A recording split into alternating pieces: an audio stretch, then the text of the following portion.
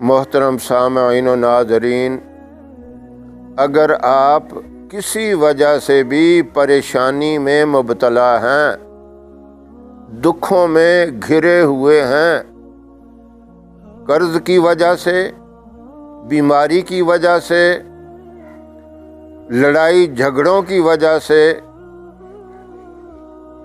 فتنوں کی وجہ سے، اولاد کی پریشانی، بچوں کے رشتوں کے معاملے میں، یعنی کوئی بھی پریشانی ہے آپ کی،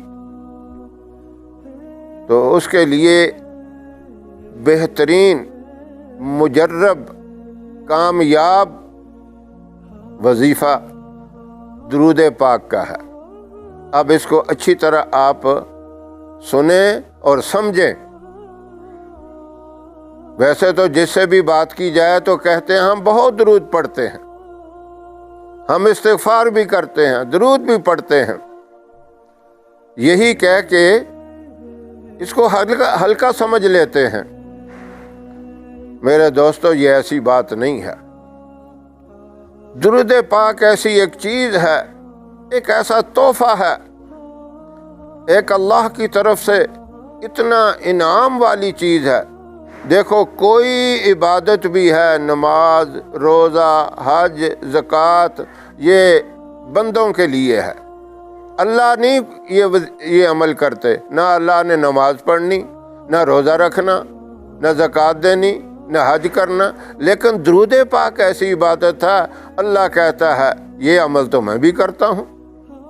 ان اللہ و ملائکتہ یصلون علی النبی یا ایھا الذین آمنوا صلوا علیہ وآلہ۔ بے شک اللہ اور اس کے فرشتے نبی کریم صلی اللہ علیہ وسلم پر درود پاک بھیجتے ہیں۔ اے ایمان والو، تم بھی درود پاک بھیجو۔ اب اللہ کا بھیجنا اللہ کی طرف سے رحمتوں کا نزول ہوتا ہے، اور فرشتوں کا درود، فرشتے بھی آپ کے اوپر دعا و سلام، درود و سلام کا تحفہ بھیجتے ہیں، اور بندوں کو بھی یہی حکم ہے کہ درود و سلام کا تحفہ آپ پر بھیجو۔ اب اس کا سب سے بڑا فائدہ کہ درود پڑھنے والے کو ہی ہوتا ہے۔ فرمائے ایک دفعہ درود پاک جو پڑھتا ہے، اللہ اس کے اوپر 10 رحمتیں نازل کر دیتا ہے، 10 گناہ معاف ہو جاتے ہیں، اور 10 درجات بلند ہو جاتے ہیں۔ اور اس کی کوئی یہ تعداد نہیں بتائی کہ تم 100 دفعہ پڑھو یا 200 دفعہ پڑھو یا 400 دفعہ پڑھو۔ اس کے بارے میں ہے کثرت سے پڑھو۔ اب کثرت جتنی تو تمہاری ہمت ہے، سارا دن پڑھو۔ ایک صحابی آپ کی خدمت میں حاضر ہوئے، عرض کی کہ میں دن کا 1/4 حصہ درود پاک پڑھتا ہوں۔ آپ نے فرمایا کوئی زیادہ کر دے۔ پھر وہ عرض کرنے لگے، کیا میں دن کا آدھا حصہ درود پاک پڑھوں؟ فرمایا کوئی زیادہ کر دے۔ کہا کہ میں پورا دن ہی درود پاک پڑھوں؟ آپ نے فرمایا اگر تو پورا دن درود پاک پڑھے گا، فرائض کے علاوہ، یعنی نماز اور جو چیزیں فرض ہیں ان کے علاوہ درود پاک ہی پڑھتا رہے گا، تو اللہ بغیر مانگے ساری نعمتوں سے مالا مال کر دے گا تجھے۔ کتنا بڑا انعام ہے۔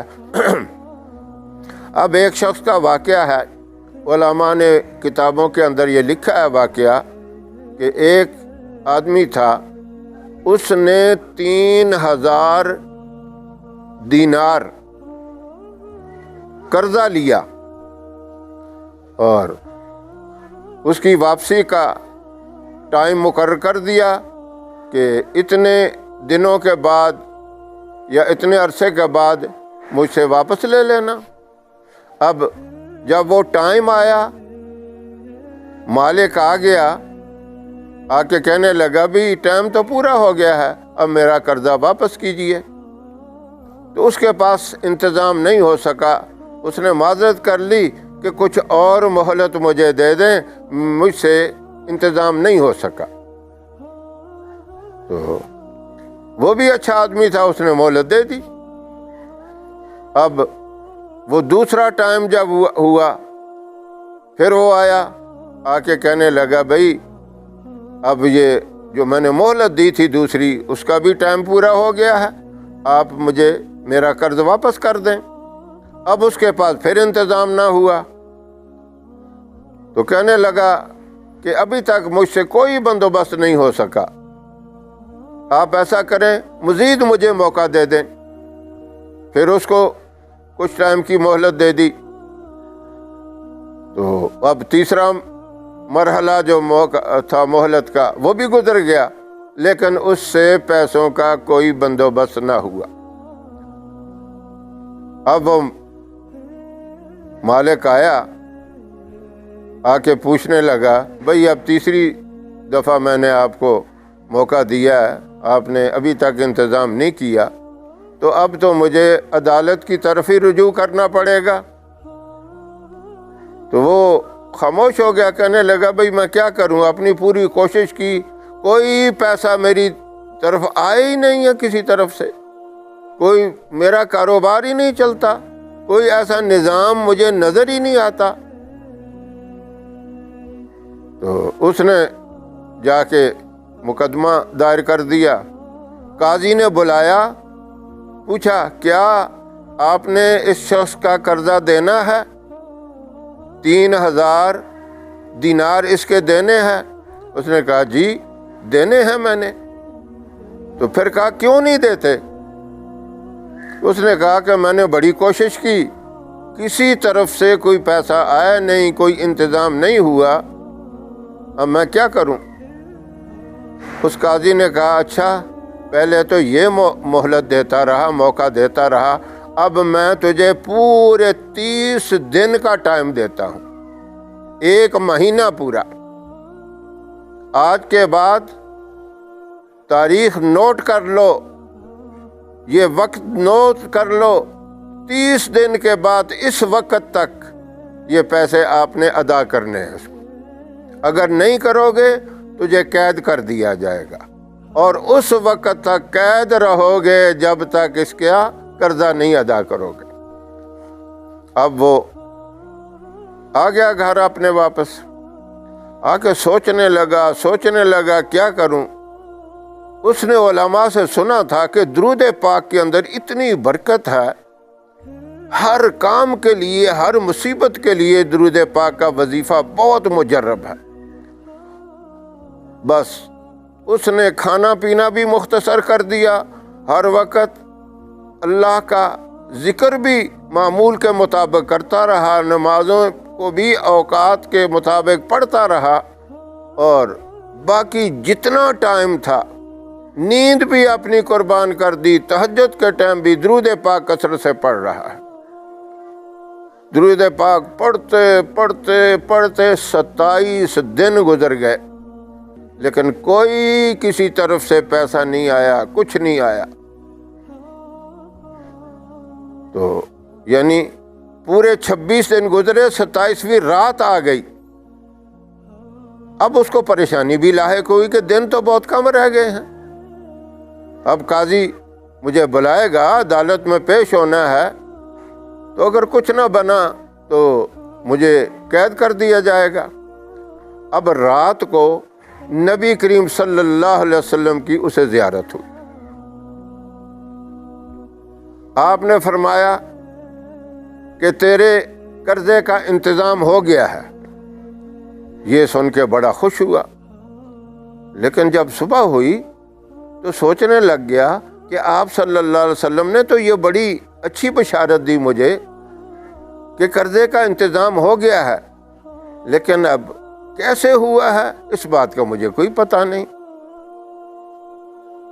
سوچتا رہا، لیکن درود پاک پڑھنا اس نے نہیں چھوڑا۔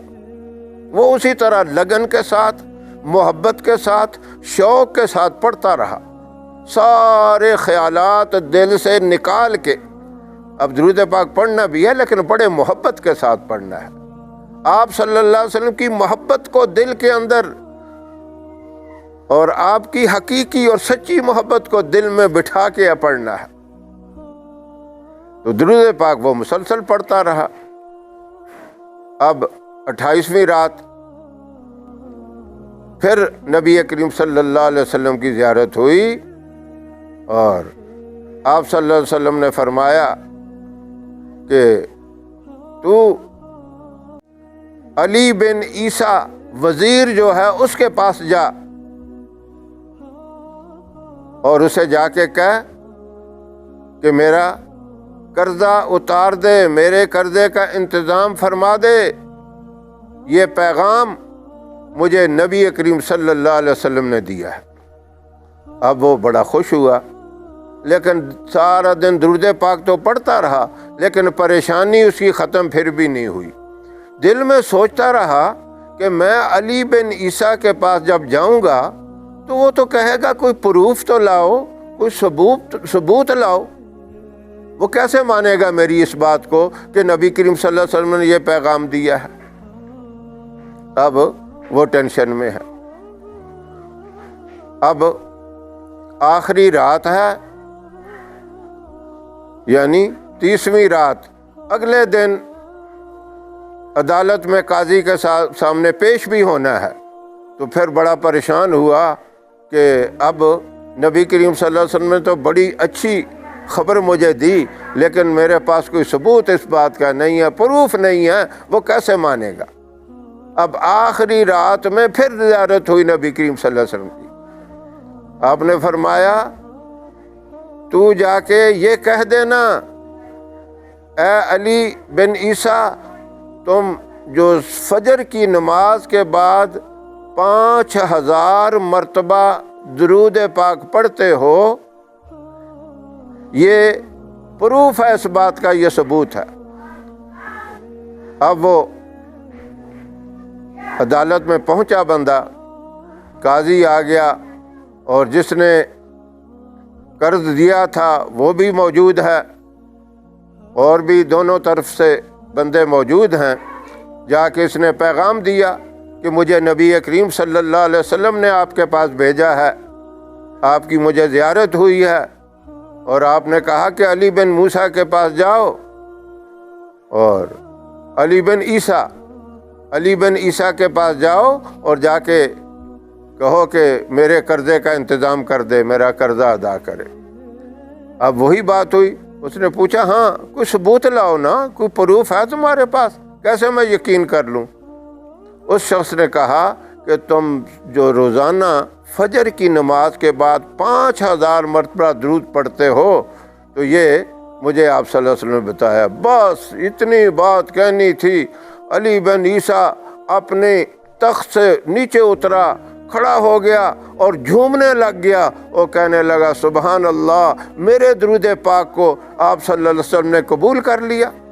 یہ کہتے ہوئے اسے 3000 دینار دیے، کہا یہ تو نبی کریم صلی اللہ علیہ وسلم کے نام کے لیے ہیں، یہ تو غرابا کو دے دو، یہ تو تقسیم کر دو۔ پھر دیے کہ یہ 3000 دینار تمہارا جو قرضہ تھا وہ ہیں، اور اس کے بعد 3000 اور دیے، کہا یہ تمہارے بچوں کے لیے خرچہ ہے، اس کے لیے اپنے بچوں کے لیے لے جانا۔ اب وہ مالک جس نے قرضہ لینا تھا وہ بھی سن رہا ہے، وہ بھی کھڑا ہو گیا، کہنے لگا میں بھی نبی کریم صلی اللہ علیہ وسلم کا امتی ہوں، میں بھی ایک عاشق رسول ہوں، کاغذ اور قلم لاؤ، میں لکھ کے دیتا ہوں، میں نے اپنا قرضہ بھی اس کو معاف کیا۔ اب کتنا مل گیا اس کو؟ 12000 دینار اس کو، جو 3000 دینار کے لیے بے چین تھا، بے قرار تھا، پریشان تھا، اللہ نے 12000 دینار اس کو موقع کے اوپر عطا کر دیے۔ یہ ہے درود پاک کی برکت۔ کوئی بھی مسئلہ ہو، یہ کتنے میرے بھائی ہیں، کتنی میری بہنیں ہیں، کتنے میرے دوست ہیں جو قرضوں کی دلدل میں پھنسے ہوئے ہیں، آپ اور وظیفوں کو چھوڑیں، یہی وظیفہ کریں۔ کتنے نوجوان ہیں جو شادی کے لیے ان کے کوئی انتظام نہیں ہوتے، پوری کوششیں کر رہے ہیں، وہ اس عمل کو شروع کریں درود پاک کو، اللہ غیبانہ مدد فرمائے گا، اپنے خزانوں سے اللہ مدد کرے گا۔ کسی کی کوئی جاب کا مسئلہ ہے، کئی قسم کے مسئلے ہیں، کوئی بے گناہ جیلوں کے اندر قید پڑے ہوئے ہیں، وہ بھی اس طرح کا یہ مبارک عمل درود پاک کا شروع کریں، اللہ رب العزت ساری پریشانیاں دور کرے گا۔ سب تکلیفوں، سب رنج اور غم کا علاج درود پاک ہے۔ اللہ اس مبارک عمل کے اوپر صحیح معنوں میں عمل کی توفیق عطا فرمائے۔ اب دیکھیں، درود ابراہیم پڑھتے ہیں تب ٹھیک ہے، کوئی اور چھوٹا سا پڑھتے ہیں تب بھی ٹھیک ہے، سارے درود مبارک ہیں، چھوٹے سے چھوٹا صلی اللہ علیہ وسلم، تھوڑا اس میں اضافہ کر دیں صلی اللہ علیہ وآلہ وسلم، صلی اللہ علی النبی الامی وعلی آلہ وسلم، یہ بھی پڑھ سکتے ہیں۔ اور درود ابراہیم جو سب سے افضل ترین ہے، لیکن سارے درود اللہ کی بارگاہ میں قابل قبول ہیں، کسی کے اندر کوئی شک نہیں ہے۔ اللہ عمل کی توفیق عطا فرمائے۔ وآخر دعوانا ان الحمد للہ رب العالمین۔